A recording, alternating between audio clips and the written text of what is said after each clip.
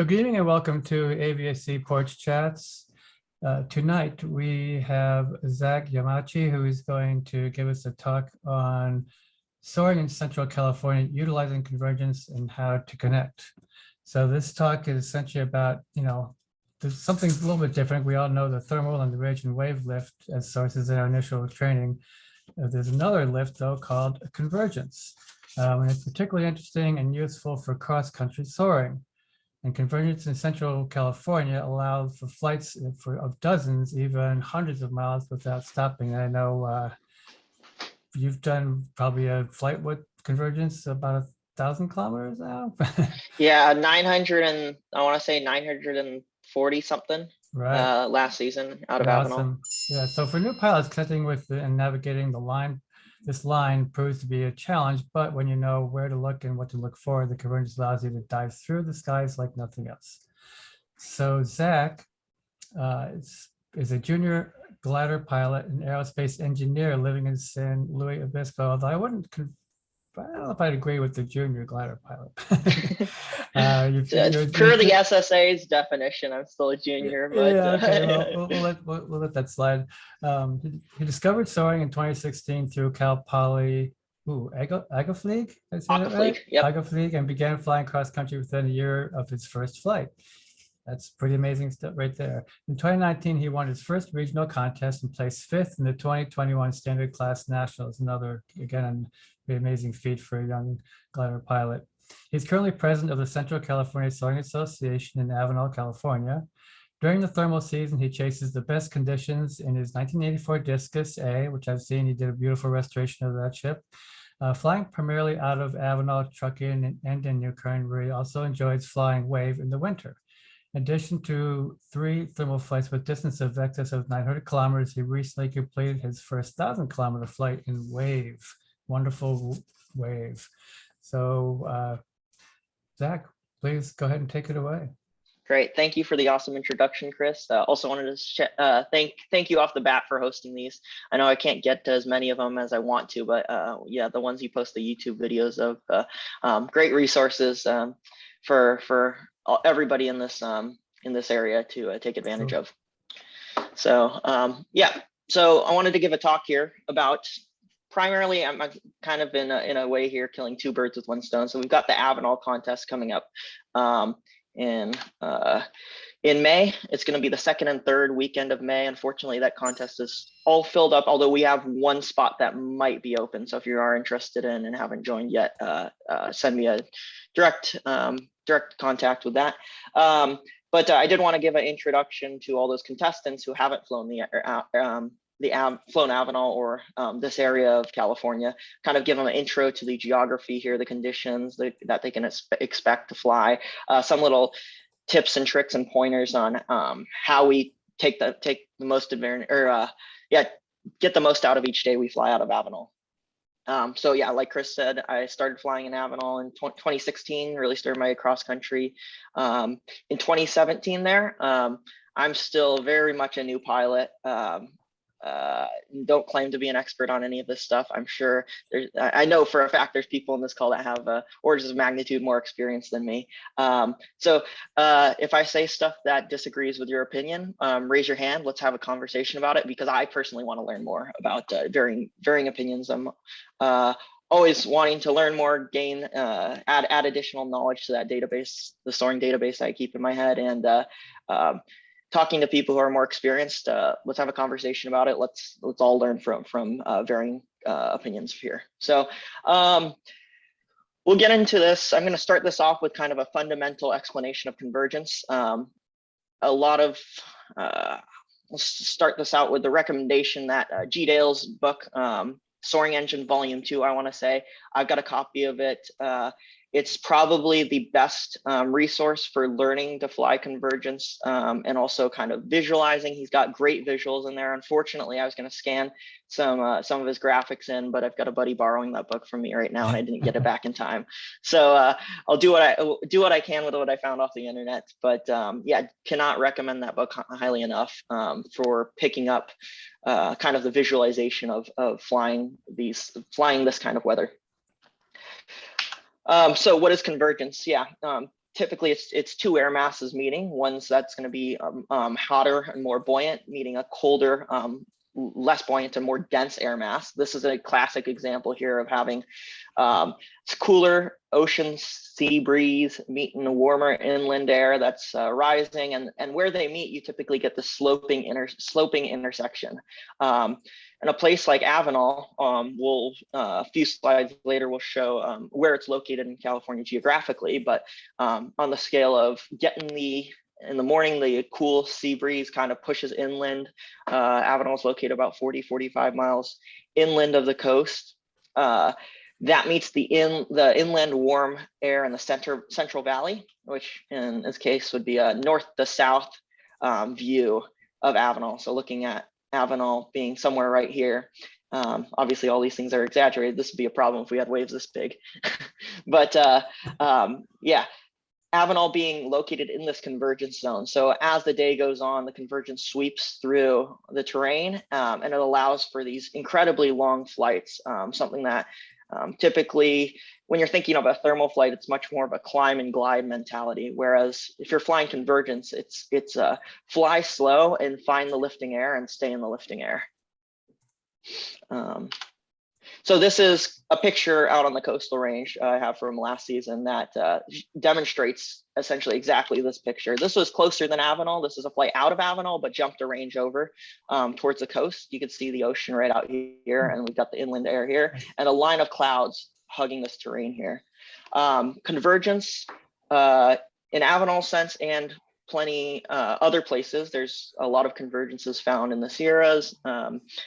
Even out in the desert Great Basin, you get mixing air masses.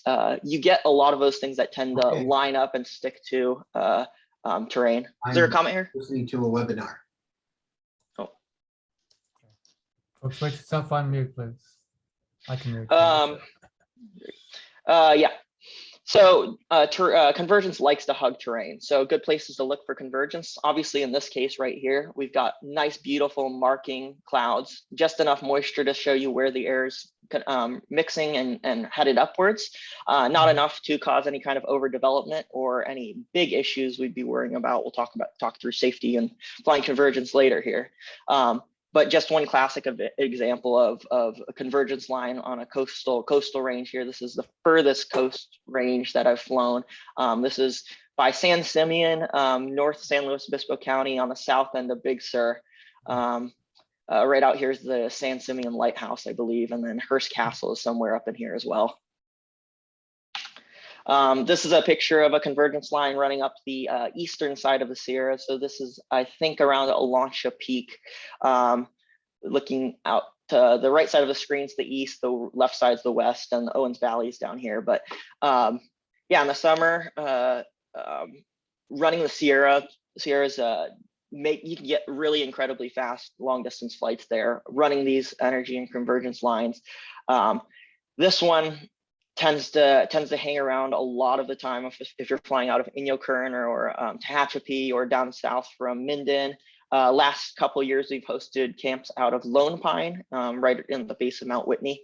And these convergences set up right on the first crest of the eastern edge of the Sierra. You get this really warm air in the Owens Valley that rises up throughout the day and gets to the tops of these peaks and has really nowhere to go but up and meets the westerly flow air mass that's flowing over the Sierras and meeting here and causing this nice line of clouds. You do see clouds out in the distance here on the western side. Those are, my understanding, more thermic induced clouds. But when you get this big, about 2 or 3 mile wide swath of clouds that just runs 50 miles in one direction, that's a great place to be flying. Another one, this is a view looking down the White Mountains, another place we get convergences. This is in the Sierras on the eastern side of the Owens Valley, kind of across the valley from Mammoth area. If you're to the east of Mammoth, if you're familiar with that. Running this mountain range, you get a convergence that comes up from this valley, air rising, warm air rising from this valley, meeting warm air rising from this valley, flowing up the mountainside and having nowhere to go but up. So this is at 15,000 feet. Vario is showing 6.8 on the net are running straight ahead. If any of you guys are familiar with SN10, I guess you're familiar with SN10, you're likely familiar with convergence, but the nice thing about convergence is you can leave a thermal and fly straight ahead and keep going up. So convergence things to note. So we're talking about safety on that. These are kind of benign conditions of more benign conditions of convergence. I've got a picture up here on the next slide to show what can happen when convergence gets pretty energetic and blows up. But something to take note of in convergence flying, thermal flying, a lot of times though in convergence flying is you're running fast under cloud decks, and you can lose sight of what's billowing above you if you don't have a clear view out through the clouds. For example, if they're building up to the point where it's starting to overdevelop, you have a flat deck there and you're unable to see holes through it. That's when you get really strong cloud suck. And so always making sure you have an escape route either outside of the convergence line or cloud deck, and that you're low enough that you're able to do that. Pull boards, get down. In addition to that, traffic's a big concern, much more so in my opinion in convergence flying than in thermal flying, just because on any good day in the Sierras and Avenal, you're going to have one primary convergence line on each terrain feature. And the best pilots are going to be flying at the strongest point of lift in that line. So it really acts as a funnel to funnel every glider on that line in that convergence area on one line, on one path, coming inbound or outbound of wherever you're flying from. So being on the lookout for traffic, I know it's unfortunate that it's 2022 and still not all gliders are FLARM equipped, but that still is the case. In the Sierra, there are some gliders that are unfortunately not equipped with FLARM, or their FLARM's not working for whatever reason. And so when you're getting up close to cloud base on the Whites or the Iños or Sierras or anywhere in Avenal, and you're running head to head with glider traffic at 100, 120, 130 knots. So you have really fast closing speed in excess of 200, even 300 knots. And so you have a second or two to see a glider before he passes you. So very important to keep your eyes out of the cockpit when flying convergence. Obviously all the time, that's good, but especially careful in convergence. Typically, if we go back to this first slide here, we've got a warm side and a cold side of convergence. Warm side is generally more conducive to thermal formation. G-Dale's book goes into a lot more detail on this. And like I said, I can't recommend that book enough for further explanation on this subject.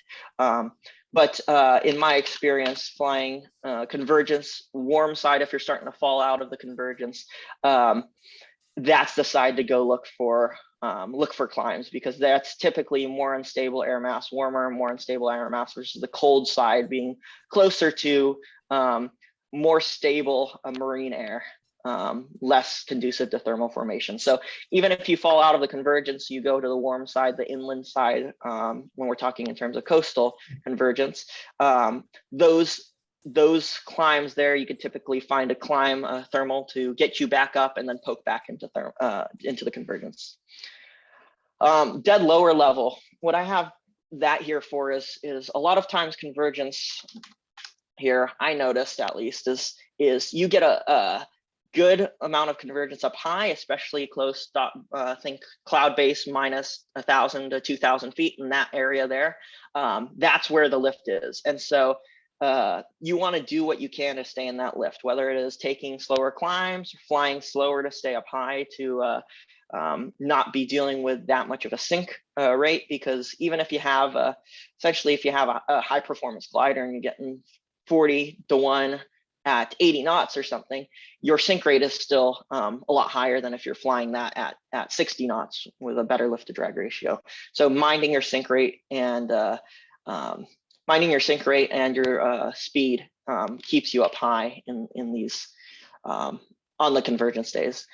The reason I say that is you start dropping lower, 1,500, 2,000 feet, 3,000 feet below the clouds. It's not always going to be a case where that convergence works all the way to surface level. And I'd say more likely than not, it's rare that it does.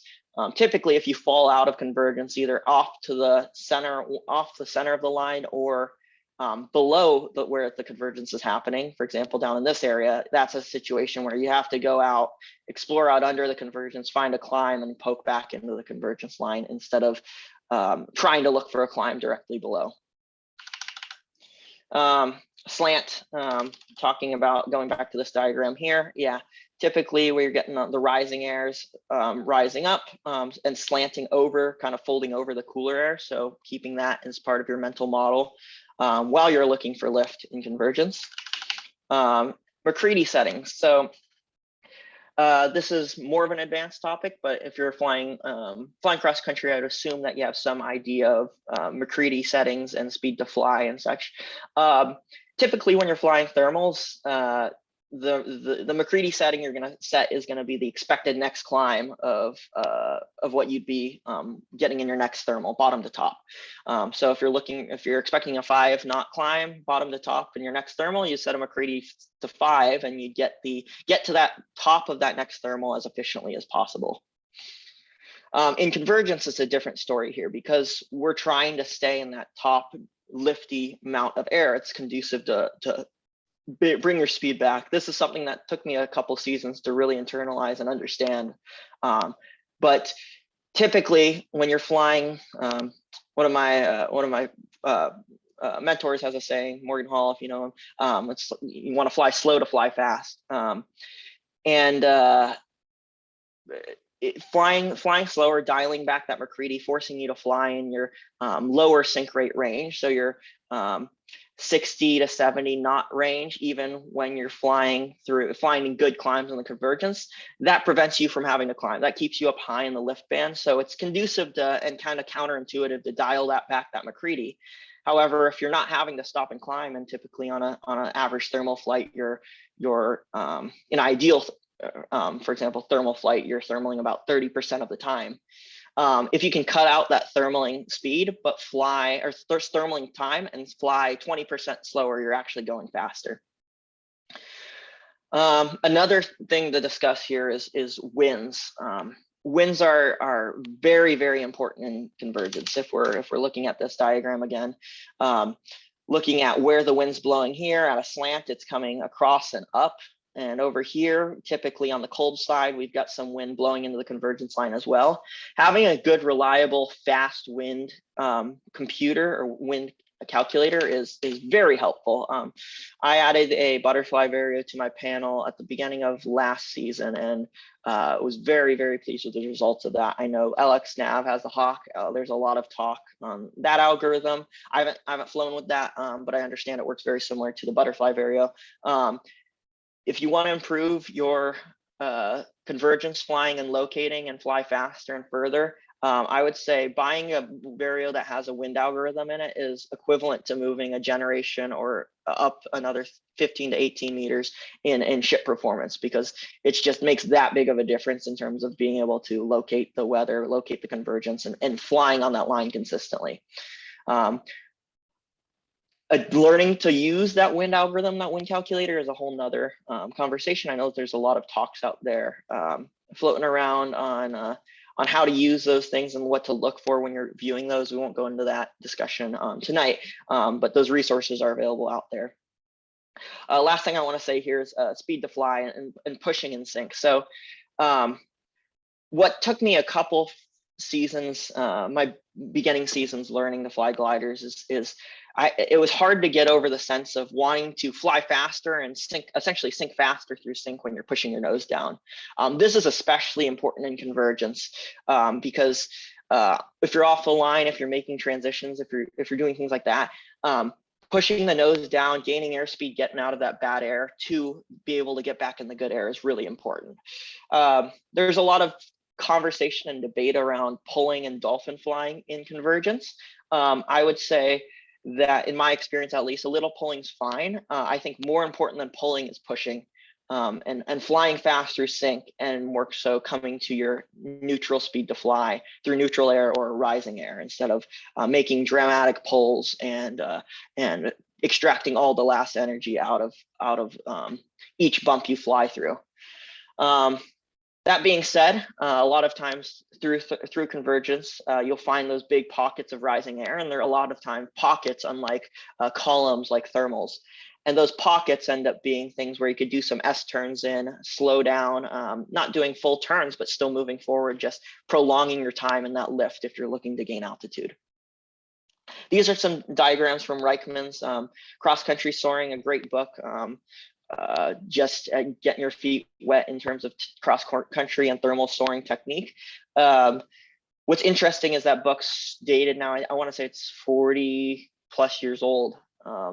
It's doesn't mention convergence. My understanding is convergence is more of a recent addition to the glider pilot vernacular, something that's being better understood in the late 20th century into the 21st century, and especially now with the advent of very high fidelity, high resolution weather forecasting, which is I'm coming to learn how to fly in that world. I know a lot of people on this call have been flying well before this kind of high resolution weather forecasting, but that allows a lot more analysis and understanding of convergence on each day before you end up flying.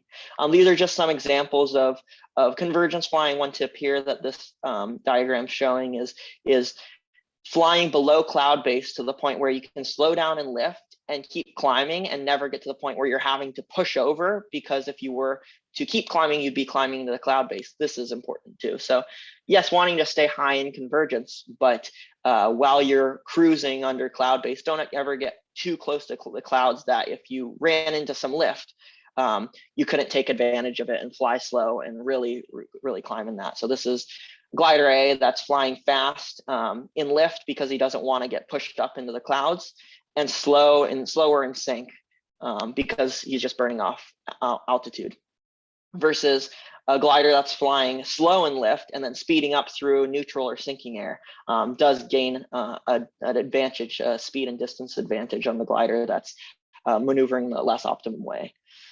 This is showing just two different techniques for flying, of one that's flying slower and staying higher versus pushing harder, pushing your nose down faster, but getting down the line sooner and being able to take advantage of this big climb at the end, showing that these two gliders have a net equal speed across some course there. Okay, when we were talking about safety, cloud suck, and when convergence gets a little bit out of hand, this is a picture out of Avenal. I've got another one after that, but showing a wall of rain here. I'm out on the edge of convergence, and you're getting lightning through here with all this convective activity through here. So things to be aware of. This is a lot more bleak of a picture than something like this we're looking at for convergence. So just knowing that this can turn into this real quick, and being aware of that, having escape routes, being okay with escaping out to clearer air, or putting yourself down on the ground as a convergence cell blows up. Just knowing that these are some of the risks of flying good weather here. So no, I wasn't quick enough to snap this with a phone or camera, but I did have a video clip going and pulled some screen grabs from two different lightning strikes I flew back past. So that kind of wraps up the what I wanted to explain about convergence. Actually, I'll go back to this page. If anybody had any questions or comments right now before I roll into more of the local flying around Avenal and the coastal range. All right. I had a quick comment, Zach. Sure. Or not a comment, I guess a question actually. For those like myself, I fly a club ship. We don't have the luxury of having some fancier equipment and I would look at winds aloft at Aviation Weather Center and look at winds aloft for different directions the wind should be coming from at different altitudes to help me know how to shift and change my direction of flight. Is that something you would say is sort of without having the fancy equipment in your panel? Is that something you would look at in the day before to help you out as well? I would say that that's not going to have that much of a in the moment benefit because of the coarseness of the resolution, and you really on a convergence line that's causing localized winds. different than that would be picked up in a, I guess, an aviation weather forecast or even a Skysight forecast at the beginning of the day. Skysight's great for forecasting convergences. I think I might have some screenshots from that later in this presentation. However, it's only good enough, only as good as like your position, you know. So if you're getting a forecast from the beginning of the day, unless you know exactly where you are relative to that forecast at the moment, it's not super helpful, and it's I would say that puts you generally in the right area. However, finding the optimum point on the lines, what you have to do, weaving back and forth with a variometer or winds. You don't necessarily need a fancy wind algorithm in your cockpit to be able to find the line. It definitely helps, but for years, people have been doing it just with the variometer and weaving back and forth on the line. That's something else I didn't mention here, but when you're flying convergence, don't get complacent and fly straight down the clouds. Always be working back and forth. If I go to the right, is the climb rate increasing or decreasing? If I go left, what's it doing? And doing this constant kind of bobbing and weaving really helps kind of sample more air and put yourself on the best part of the line. I did have a video to show of a time lapse down a convergence line, but I'm doing the practice run tonight. It was frame rate was too low on Zoom to really take advantage of, really understand what was going on in that video. Okay, so coastal range glider operation. So this is California Zach, Central. could I jump in with a question? Yes, could you of course, say Eric. something about dimensions? You're always talking about the line, and I haven't yet had enough experience to know how wide is the line when you make a divergence, a bob or a weave. How far off the lift would you go? I imagine it's different under different conditions, but are we talking about miles or wingspans? That's a great, excellent question. So depends, as you hinted to, depends on the weather. This is all from personal experience for me so far, but on a day where you have clouds and you have markers, typically it's going to be within the width of the clouds. So I would not be looking for convergence anywhere outside of the clouds. There are times where convergence is really strong. The line is really strong on one edge of the clouds, and you end up getting, sometimes you get a shelf forming there. There's times where it's on the center. There's times where it's on the cool side and the warm side. I tend to bias my initial poking around to the warm side, for example, from Avenal, the inland side of the convergence. On a blue day, that might be a situation where you're searching miles back and forth. On a blue day for me, the way I approach convergence is typically looking at where having Skysight in the cockpit, having that most recent run. So if you are running Skysight on your flight computer, I'd highly recommend getting the latest weather on it the morning you're flying. So the most recent forecast, because it does change a good amount from the 18 hours out to the 10 hours out of forecast at 1 in the morning. And from there, flying along the center of where that convergence is forecast to be the most strong. And then once you're in that general region of where Skysight's pointing to convergence, not being afraid to poke back and forth, let's say 5 miles on either side, and really figuring out where the weather is increasing, or the strength of the line is increasing and decreasing, kind of running diagonal, zigzagging along the line you would think it would be. So it looks like we got a comment here. See, I'm not sure how to open that up, but John Chapman, I can't see it. But Chris, can you read that comment out? Yeah, sure. You should be here's able the to chat. just open your Oh, chat. there we go. He was mentioning that back in the good old days that the pilots like Jim Payne would follow the energy lines, and that worked well for them. And maybe near the end, if John would like to jump in near the end and just kind of give a little explanation of that, but let's have you keep going for now. Sure.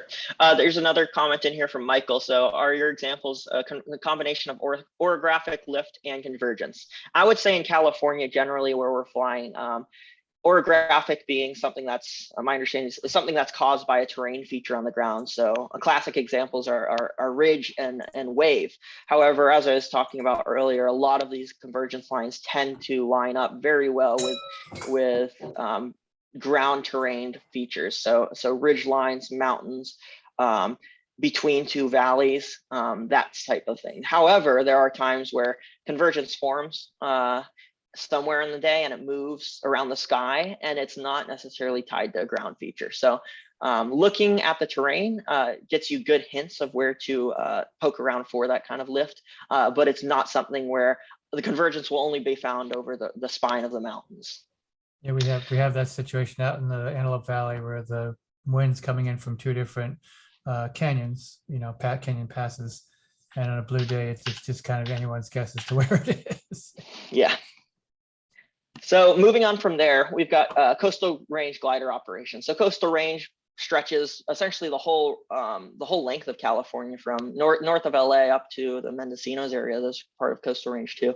In this, I'm kind of referring to the central California coastal range, mostly namely called the Diablo range, which is Avenal north to the Bay Area. I've got a graphic later in the presentation naming all of these mountain ranges, because it's definitely a mouthful and a lot to wrap your head around all of the different mountains that we have at our disposal out of these locations. But going from the north, we've got Byron. That's Northern California Soaring Association's home. That's a club. They operate out of Byron Airport, so share that with Power Traffic. Hollister is a commercial operation out of the Hollister Airport. They also have Bay Area Soaring Association is a club there that owns DG 1000, 500, Discus, a couple of other gliders that members can fly out of there. And I think they move those gliders up to Truckee in the summer. And then further to the south here is Avenal. So Avenal is in proximity to where I live in San Luis Obispo, is the closest glider port. So consider my home field. And at Avenal, this is the layout of the airport here, but it's a private club on a private airfield. So as far as I know, we're one of the very few glider clubs operating out of a private airfield in this part of the country. I know there's a lot of clubs. And then I should say there's a handful of clubs, and there are a handful of commercial operations on private property. But in terms of a club on private airfield, I think we're unique in that respect. But we've got two parallel runways. We're right next to the town of Avenal, population, I want to say about 13,000. So great Mexican food, grocery stores, other amenities, which is nice to not have to do a 30-minute drive from civilization to go flying. And then tow plane runway here, and fields surrounding the airport, which you'll see in slides further from this. This is just an example of last season's long flights. I think I took like the top 30 flights from Avenal. So stretching all the way up to the top of the Bay Area. This is one of Morgan's flights last year, up to Mount Diablo and back, all the way down to the Grapevine, northern LA basin, Santa Clarita, up to the Sierras, and around the Central Valley as well. As you can tell from these lines, a lot of the flights hug the terrain, but we do get occasional days in the valley where the lift is found abundantly out in the Central Valley here. What makes Avenal, I think something else that makes it unique, is that we've got this essentially alpine condition ridge, 5 miles, starting 5 miles from the airport, and we've got a 4,300 foot peak 8 miles from the airport. What's awesome about this is you can be on the ridge top up there and still have 18-to-1 to pattern at the airport. If you're looking to get down to the runway here, don't care, and you're happy doing a straight in, you've got 14-to-1 from that Black Mountain peak, which is 8 miles from the Gliderport. Gliderport's at 780 feet, so roughly 3,500 feet of altitude gain in those 8 miles. So looking to the north of Avenal, Avenal is marked by the star here, but this is a topographic terrain map, red and white being the tallest terrain, and then greens and blues being lower. But you could really see the definition of the terrain here. So Diablo Range is the mountain range that goes from the Bay Area down to Avenal. San Benitos is the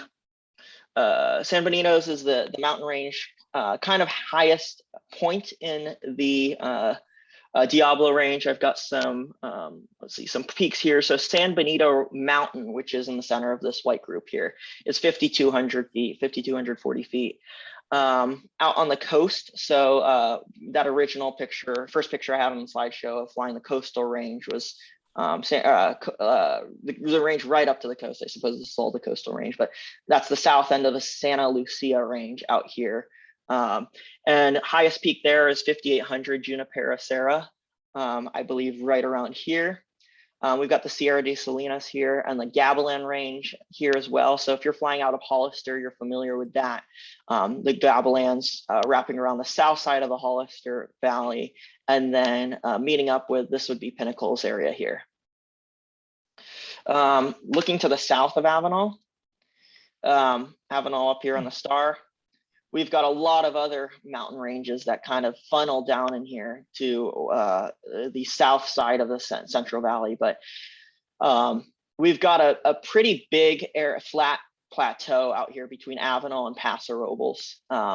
We've got the Tembler range on the north side of the Carrizo Plain, Caliente range here, La Panza range here, Cuyama Valley here. So Cuyama Valley and the Carrizo Plain are kind of two. We lost your that there you go. warm air can kind of wick out of and form convergences along all of these mountains. They're aligned obviously northwest to southeast here, and that's typically how the line's set up.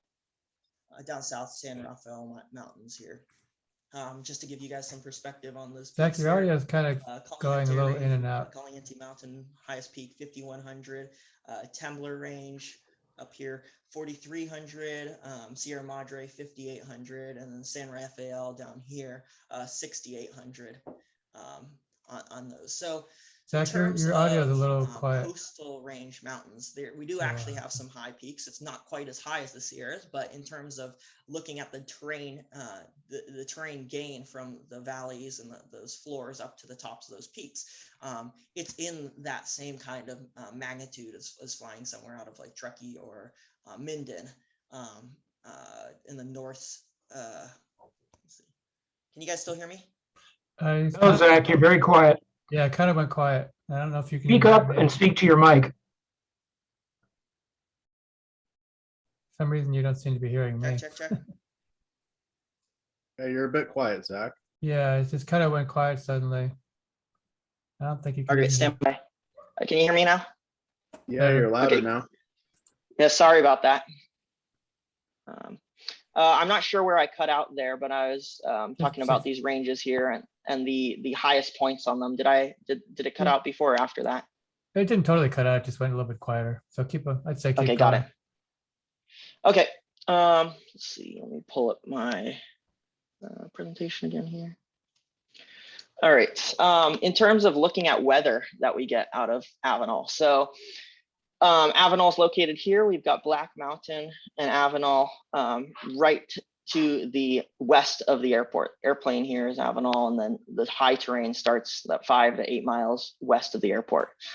This is actually a forecast from this Friday, which I hope to end up flying, but ends up being 11 to 12,000. Sorry, I don't have the scale on here, but on a good day in the spring, which Friday is looking to be shaping up to be, you're getting 11 to 12,000 foot thermals all along here.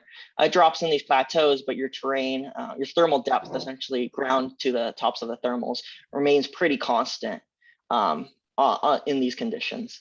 So let's see, did I put actually I could probably just pull up Skysight now since that's current.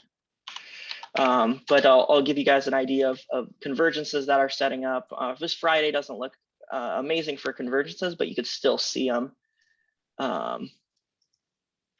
in this forecast. So this is midday on Friday. This is a convergence map, so showing the strongest convergence. Skysight tops out about 1.4, 1.5 knots in my experience. If it's maxing out in Skysight, you can see convergences as strong as 5, 6, 7 knots. In these dark parts. It's not going to be consistent, but in the highest points in those. But you'll notice that convergence, if we hide that convergence and you look at the terrain map, that lines up very well with the high terrain and the high peaks there.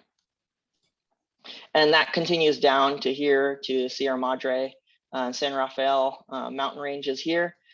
typically out of Avenal. This ends up being a dead spot between, I shouldn't say dead. Your sound went out totally. Yep, audio's gone, Zach. No audio. Sorry, yeah, my headset's giving me trouble. You guys hear me now? Yeah, we're good. We hear you. Yep. Yeah, apologies for that. I don't know, not sure why it's acting up. Yeah, this ends up being kind of not necessarily a dead spot, but a transition spot where you end up getting high on the south side of Black Mountain, Shalom, Parkfields, and making a jump down here to the Sierra Madre Mountains. So back to the presentation here. I've got a slide. Let's see, where did I put it?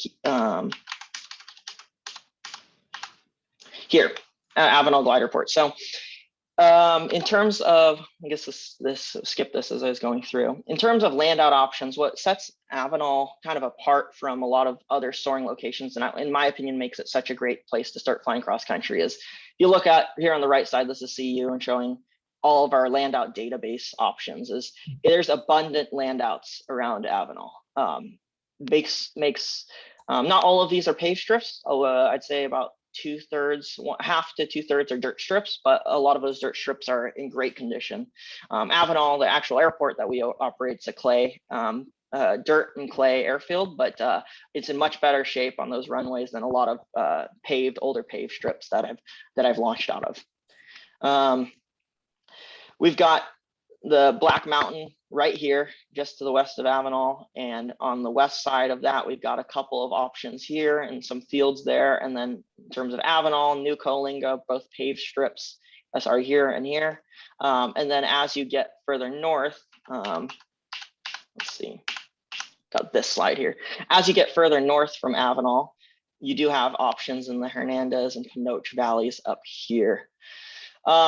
For those of you guys who've flown out of Avenal and Hollister in that area, I don't know if you guys should be familiar with the EL and elevator points, which are available in our the Hollister turn point database. But these are points that have essentially been mapped out over the years to provide very consistent amounts of lift. And if you look at it, they can line up with the each of these is elevator 1, 2, 3, up through 7.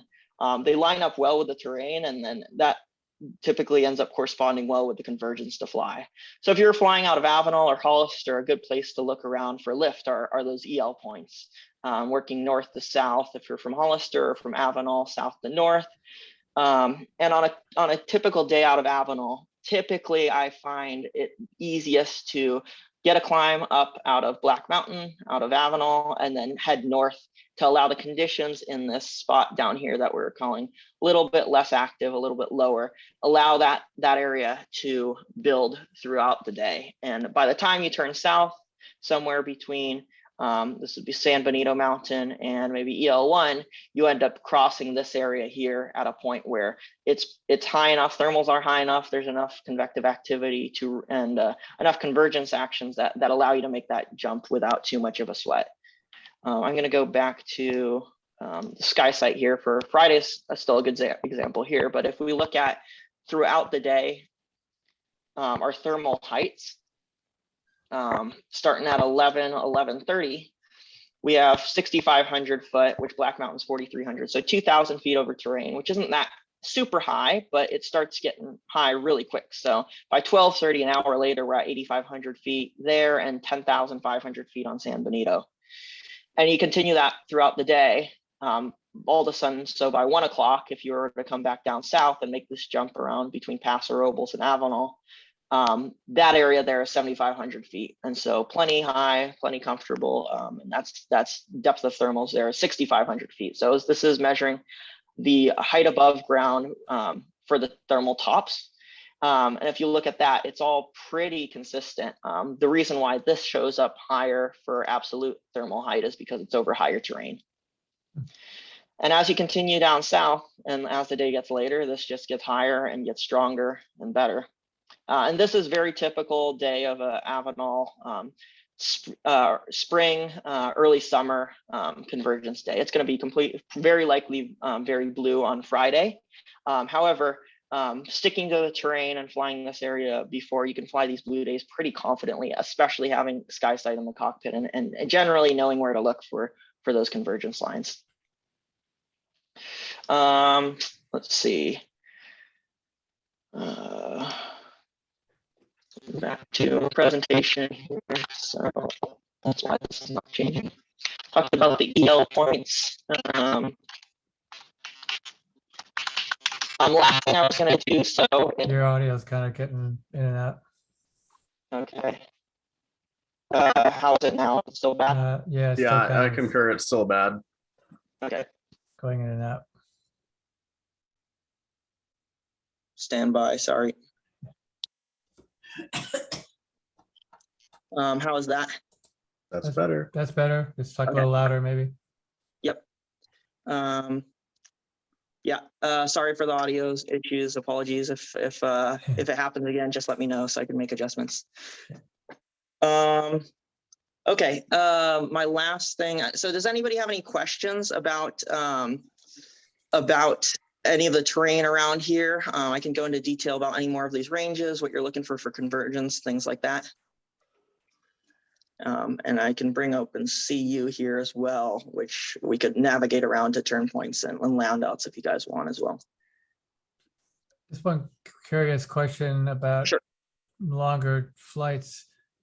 Is it a safe assumption to think it would be to stay, in the Diablo range as opposed to trying to push out farther west? Because it's Yeah, Yeah. so I'm gonna pull up CU here and I'll just open a blank map. I mean, of course, that's closer to where your starting point, so you're Yeah. like going to get a better. So you're talking longer about coming out to the west from Avenal, Chris? Out flight. in this Yeah, area? I would assume, you're going to get a optional longer flight if you just continue to follow the Diablo range versus turning left and heading more towards the coastline.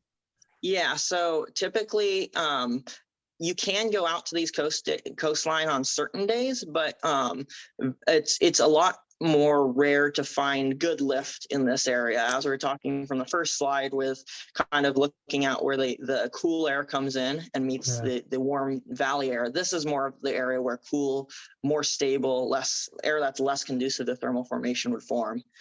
Right. And ends up being a situation where, yeah, that air out there, sometimes you could find thermals in it, but if you're looking for the absolute longest and fastest flight, staying on the line, on the convergence line on the Diablo range down to the Temblers or the Sierra Madre down here, hooking up with those lines allows for the absolute fastest and then therefore longest flights.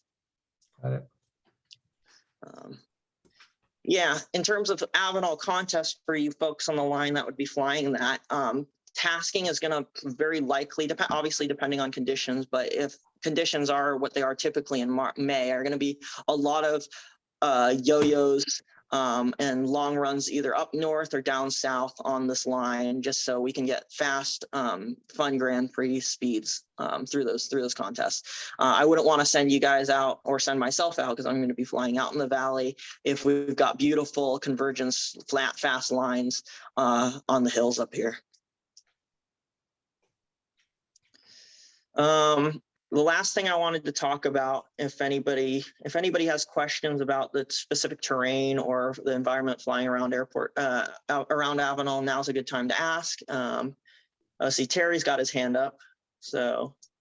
Thanks, Zach. Yep. I've flown with Morgan several times, and recently he's added a new layer or a new level of instruction and insight about using convergence. And it has to do with finding where the line enters a valley, how it leaves the terrain line and somehow enters the valley. And I've been unable to wrap my head around what he's saying, hoping you have some comments about where and how energy lines or convergence lines leave the terrain feature and enter the valley. See, I'll have to ask Morgan about that in specific and in particular. Because from my experience, at least going from something like the south end of Diablos, so getting off in Black Mountain, and then that where that line and that terrain kind of fades off into the plateau here, is it varies a lot more day by day and condition dependent than the line that sets up over the terrain. Over the terrain, you're typically finding the line that's going to be a couple miles east, couple miles west, but at its core, it's fixed to the terrain and the ridge line. However, once it transitions into these valleys, into these plateaus, that becomes much more condition dependent on the day. And I think the winds have a lot more of a influence on where the line ends up. Going back to, if you have a good wind indicator, having that can help point you to and give you an idea of where the winds would end up pushing that line, especially on a blue day where you don't have markers for it. Okay, it's still very much a black box. Yeah, I'll have to ask Morgan about that more in particular, about if there's specific nuances or anything that he's noting for that. Hey, Zach. Yep. Yeah, it's Carl. Yeah, I was wondering if Morgan was referring to, usually late in the day, when you really get the marine air push coming down the Salinas Valley, it starts pushing everything to the east. And particularly in that gap south of Orchard there, yeah, you can get a huge movement where it'll push the Convergence way out over the valley there, all the way over to the Kellerman's, or even over I-5 there. Yeah. That's definitely something to take note of, and thanks for bringing that up, Carl. These low points, the canyons, so there, plus there's ones up by Hollister in the south end of the valley there. Those end up getting blown out at the end of the day. We're talking like 4, 5, 6 p.m. Where that marine air just kind of overwhelms the buoyant inland air and just breaks through these low passes and really bows out the line. And so, yeah, oftentimes when you're coming back from New Kuyama, the tumblers down here, and coming back up the line, that line ends up moving way further out than when you took it down the first line. And I think I have an example of that in CU. I'll pull up here, but that's a very good point to bring up, Carl. So thank you for that. Another thing that to take note of here is between two mountain ranges. So either down here in the California Valley, or the Chorizo Plain, or up in Avenal, even we've got a small mountain range to the east. So I should say hill range to the east of Avenal, called the Kettleman Hills. And that air, and this happens in the Sierras as well, in the Owens Valley, you get air that cools and comes down off the hillsides. And so instead of the convergence line being up on top of here, there's kind of a transition period where it cools and stops being buoyant and then starts descending. And all of a sudden you have a convergence that goes from the tops of these ridges and on the spines of the mountains to now being valley centric in the center of these valleys. Morgan calls it glassing off.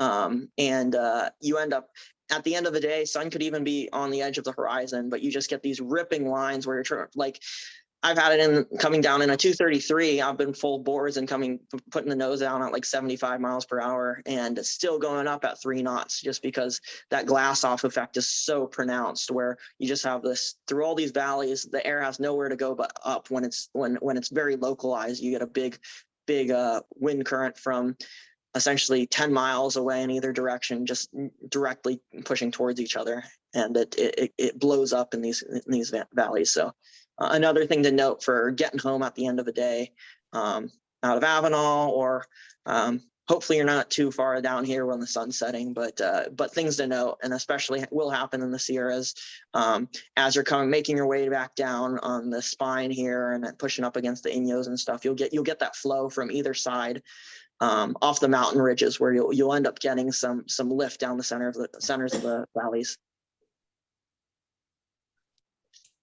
Great question, Terry, and great discussion. Thank you for adding to that, Carl. If I don't see any other, John's got his hand raised. Yeah, there's a question for you here. One of the problems we all have is visualization. Sure. The idea of energy lines is relatively simple, but it's hard to visualize it initially. Energy lines is another way of saying energy flow. All this thermal energy, thermally driven primarily, is moving around this valley. Now, which way is it going? If you think of the mountain ranges and ridges as huge rocks, it's usually going around them. So is it going to go north? Is it going to go south, east, and west? You can't see that easily. If you take a tool such as Skysight and you turn on streaming at 6,000, at 8,000, at 10,000 feet, and then look at time series for a few hours, all of a sudden you realize the flow shifts during the day. You can see the convergence lines building and decaying and moving hither and dither and yon. And it's much easier to understand what works and what doesn't. The physical clues are pretty obvious once you realize it. Any boundary between two air masses, which is all a shear line really is, one of them is going to be clearer than the other almost invariably. So you can see that visual gradient. Occasionally, a huge flock of pelicans or some other soaring bird will drive down the line in front of you. Nothing really changes here. The goal is to be able to visualize the structure, and that's how come Skysight is extremely useful. Look at time series and at different altitudes, especially around the areas you normally cruise in, 6, 8, 10, 12, whatever you want. The one real concern you should have in the back of your head is when convergence is strong and good, you're just a hair away from QNIMs. Yep. So pay close attention to what's going on 10 and 20 and 50 miles away when you're chasing shear lines, because it can get ugly in a hurry. Yep, That's definitely. The best days, either on the Sierras or on the coastal range, are the days where it's just about to blow up and just about to explode, but it holds off long enough. And sometimes when you're playing with those days, it crosses the line and it does end up blowing up.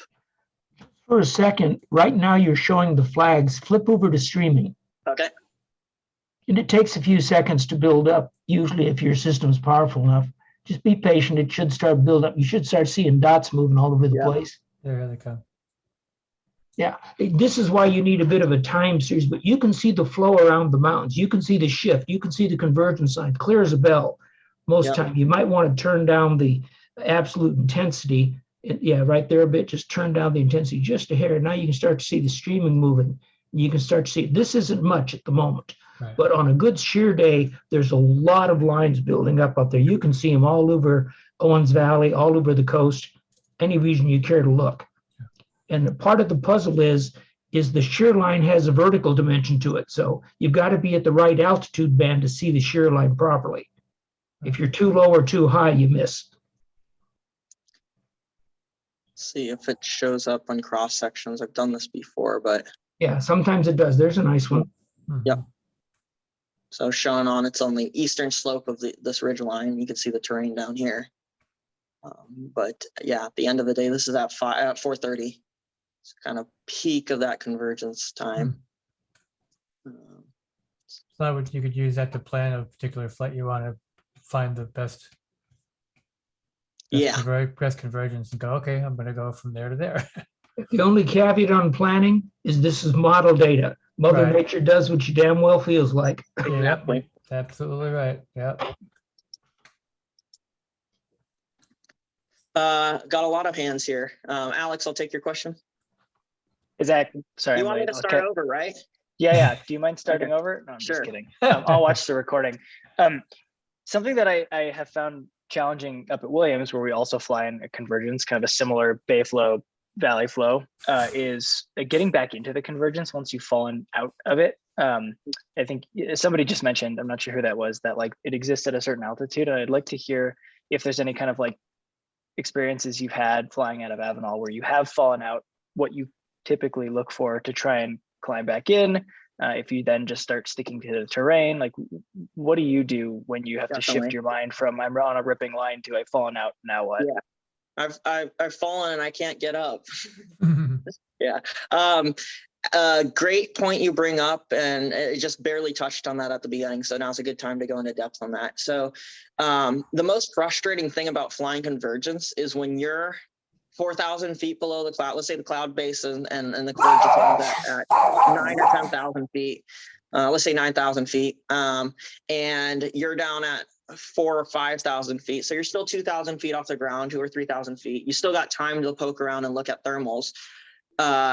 you're trying to find stuff, and there's gliders going overhead of you at cloud base at 100, 120 knots just because they're in such strong lift. And it's the most frustrating thing. And it's happened to me dozens of times where you just fall off the line and you get lower and lower, and the convergence is no longer connected to the clouds. At the beginning of this, you missed it, Alex, but we had a diagram here of just very, very rudimental convergence. But when you end up in this area down here, where you're below those two air masses mixing and rising, it's a frustrating area, because right above you is the good air, but you can't get into it. So my strategy is typically, for when I fall out and I know I'm off the line, is start working my way to the inland, to the warmer side. So for us in Avenal, out to the east towards the Central Valley, or depending on where you are on the line, but typically Central Valley, working out there and looking for a thermal to get you back up, and then punching into the convergence. Because trying to find a climb that's ground centered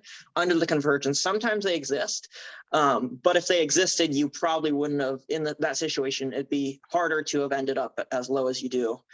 Typically those days where you fall off and you're right under the line are the days where they're not ground tethered right below the line. So yeah, I'm just visualizing one day I had where I was in front of Rami and Morgan and Darren, the guys from Hollister, and then it's coming back up north around I think it's kind of around New Kuyama, a little bit further north, maybe Twisselman area, if you guys are familiar with the turn point. So out in this area here, and the convergence line is setting up right in the center of this valley. It's actually on the western side of the timbers here, and I'm down at, like I said, down at like 4,000 or 5,000 feet, groveling around trying to find something, maybe in half a knot or 1 knot, just to kind of keep on going. And everybody else is just zoom, zoom, zoom, just on top, just see them on Flarm and they're gone, and they're all just up at cloud base having the time of their life, but you're right below them, literally exactly below them, and there's nothing for you. So pushing out to the east generally is what I find to be the better guess in terms of where to look. Wayne's got a question. Yeah, so especially when you're talking about these convection lines and everything following the high terrain, I mean, how are you, from a forecasting perspective, how are you making the distinction between convergence lines setting up there versus just terrain-driven convection lines? Well, that's a good question. So both of those things accomplish the same thing, right? You've got lifting air in a line, and I think it's always on a spectrum. Some days it's very convergence driven, and other days it's more thermal driven, and most of the time it's somewhere in between. Especially on the days before that are on the drier side, that I'm overdeveloped and the ground's still getting heated, you get thermals that line up along that line. And so those are the days I find that are easier to fly, because the thermals line up in the convergence. And if you start falling off the convergence, you're still high enough where you inevitably bump into something that you can start turning in and core and get back up to cloud base. It's on those days like where the air starts looking like this, where you're under it and it's strong and maybe there's a shelf there, but you're not able to find anything on the ground base, because there's no heating going into it, there's no energy going into it. So in these cases, you're relying much more on the shearing between two air masses than anything that's on the ground, because anything on the ground has already been killed. Yeah. All right, thanks. John, did you have something else to say? Just a thought for all of you folks. Zach, would you go back to the map page, showed 50 little blue dots around the neighborhood? Yep. Okay. Looking at the map, life is wonderful if you're in a 233, a 126, a smaller club ship up to 15 meters. But if you're driving a big open ship, be really, really careful about your land outside. You find a lot of open ships get easily busted. You need 100 foot of strip width. Yep. So just be careful. Ridging and shear line chasing is fun, but you don't have anywhere near as many land out options as you think. Yeah, thank you, John, for that. There's definitely even the paved strips out here, Paramount, Bell Ridge, Maricopa, Taft, these guys. I'm not sure what those are, what the situation is on width for those in 18 meter and up. I know for 15 meter, I think the majority of these things are very safely landable. We'll talk through land outs more in depth at the contest. By then I'll have time to have visited some on the ground this season. Yeah, then you bring up an excellent point. Yeah, when you're getting into the 18 meters, the 29s, the DG 800s, the Ash 26s and everything, that adds a little bit more of a factor to consider when looking at these things. It could be a dirt road where you have that's 50 feet wide or 55 feet wide with berms on either side, where I'm happy in my discus, but you get an 18 meter in them, and that's the end of your season right there. Yeah. Boots on the ground, check out your layouts. Yep. Great. Any others? If there's other questions, I don't see any other questions right now. I've got some flights to pull up here. Actually, and before the first flight I'll pull up here, let's see. Not here. Flights. There it is. So this was a flight just from last weekend, but this ended up the spaghetti bowl flight here. But Avenal, we have something here called ratcheting. And I would say that this is part of the how to connect with the line in the beginning of the day talk. A lot of places, and especially a lot of people, wait for the conditions to find where you can take a tow right under a cloud, get dropped in a 5-knot thermal, climb up to cloud base and be running. That's plenty. There are plenty of days like that out of Avenal. There's also a lot of days where you kind of have to earn it. I see Buzz is on the call, and I was flying. I think Buzz, that was that was Bravo Golf. That was you and Darren flying with me that day. But I'm sure you heard my frustration over the radio of you guys are at 9,000 feet and I'm groveling around at 4,000 and 5,000 if I'm lucky, just trying to get out of there. Typically on a day in Avenal, you'll get the convergence line that sets up early on 10 and 11 a.m. And actually, if we go back to Skysight on Friday, that's exactly what it shows. Make this a little lighter here and turn off surface winds. But as you look at convergence on and just the frozen here.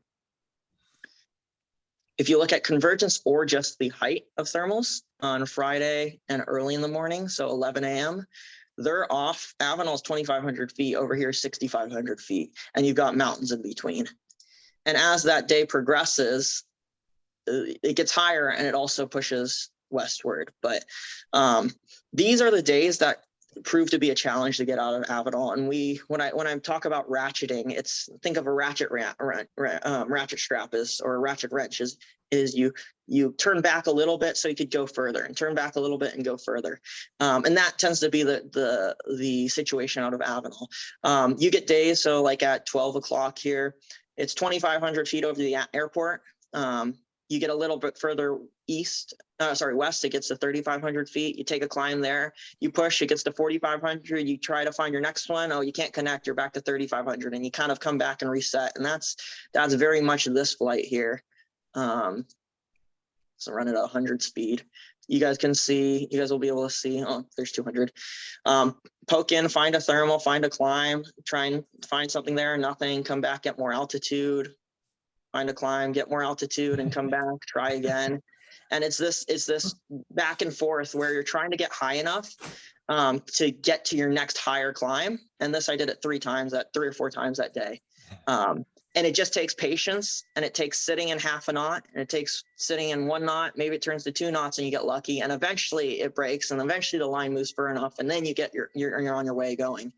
But on a lot of these days, it's a game of patience. It's a day of ratcheting, and it's a day where it's a situation where if you get too impulsive and impatient, you can't find that climb. You don't have the altitude to get out of there. And you end up having to get so low that you have to go back and land straight in.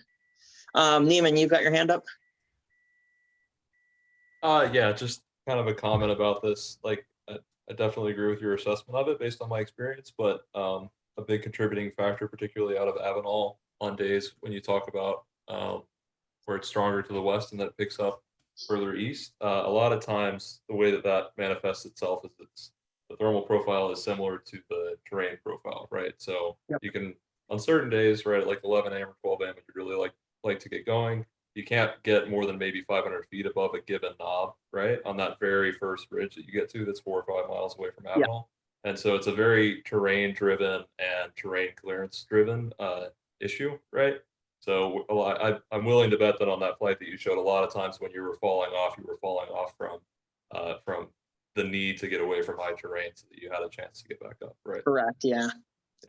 So if we look on a 3D view of Avenal, for those of you who haven't been there.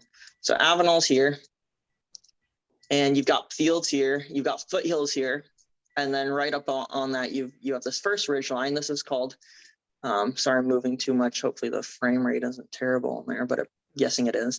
This is Tar Peak Ridge, Tar Canyon and Tar Peak Ridge line. So this is a good place to tow to, typically out of Avenal.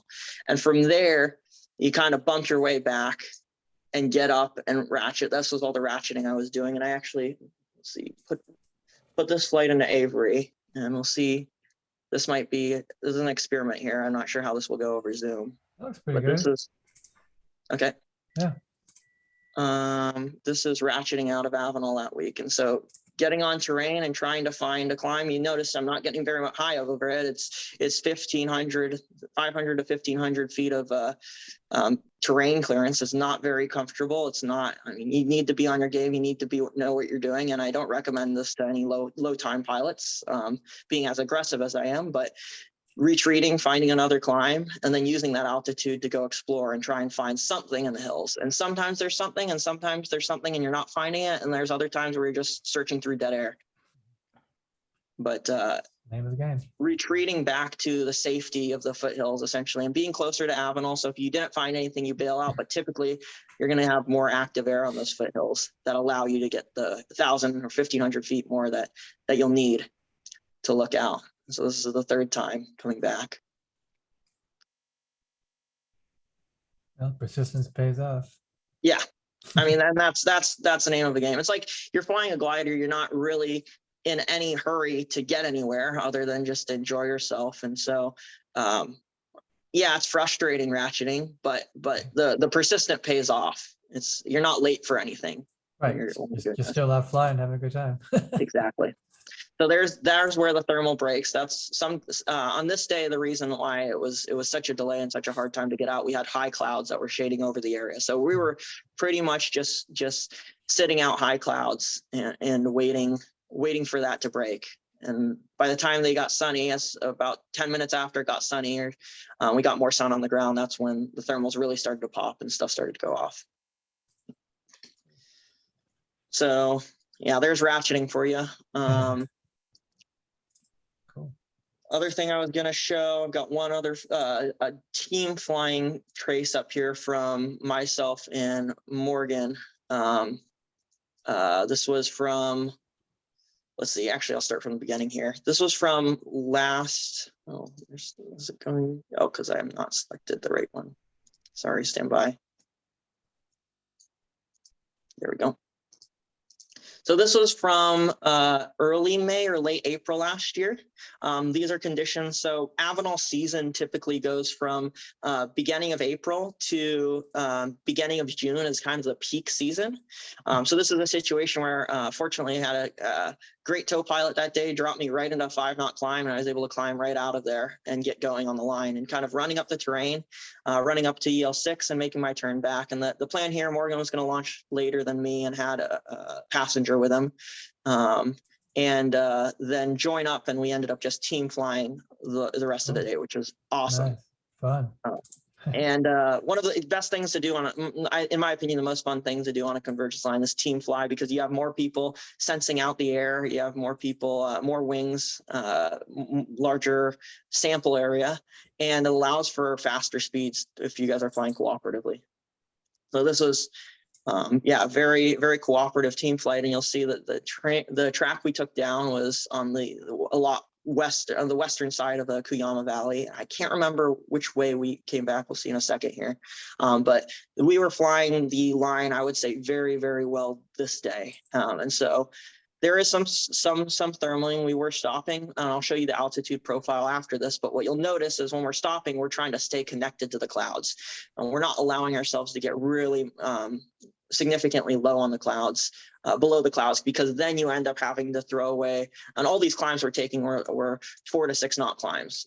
We're not stopping to climb in anything in a week. And Morgan had to get back to slow, so he forfeited a couple 100K on that day. But this was, let's see, what time is this? Yeah, so this is like 5-6 p.m. End up landing there.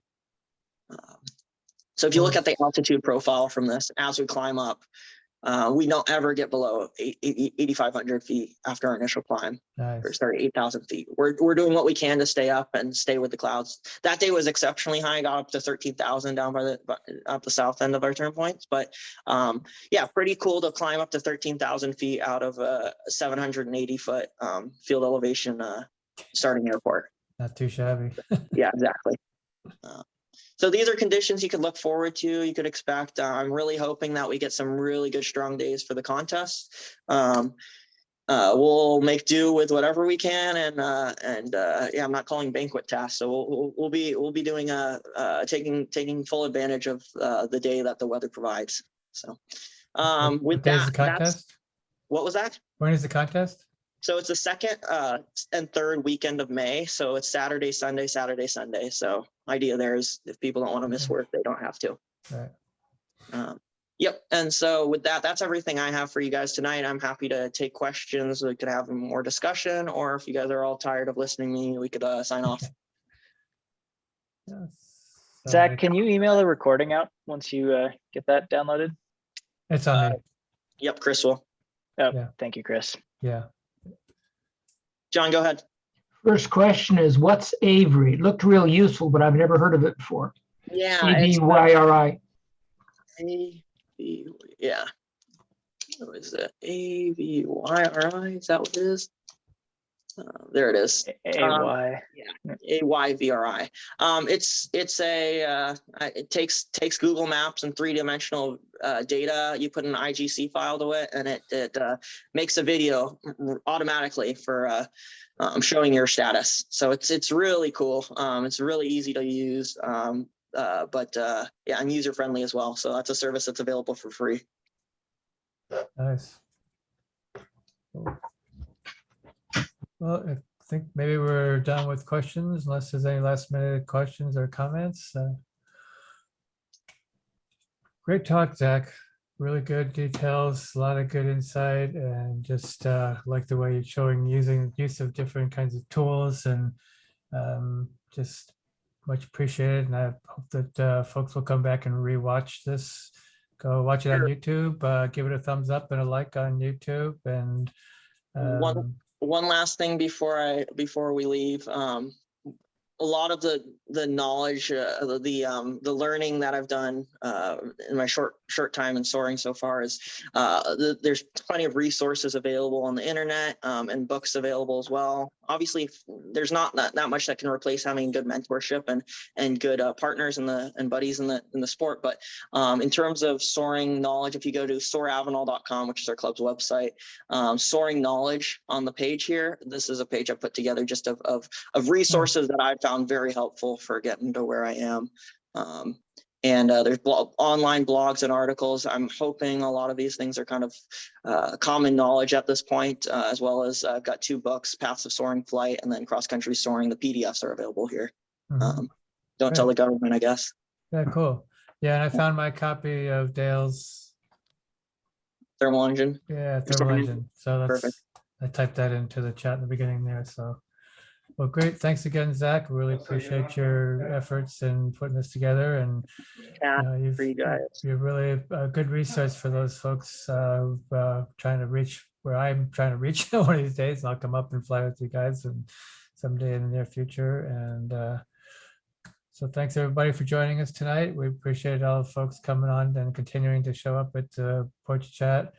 And just let you know, in 2 weeks, we'll have Cindy Bickner coming back for us, and she's going to continue her conversation about cross-country soaring. I think her title is Barstow or bust, don't land out. So she's gonna go again, into the kind of deeper dive about, how not to end up landing out. So she's always an excellent resource. She's been doing this for, I don't even know how many years, since she's about 15 years old. So she knows it. So please do come back in 2 weeks for that talk with Cindy Breckner. Again, Zach, thanks, and thanks for everybody. So guys, stay safe, fly safe, and See you guys in the sky. see you in the sky. Yes, enjoy. Take care, everybody. See ya.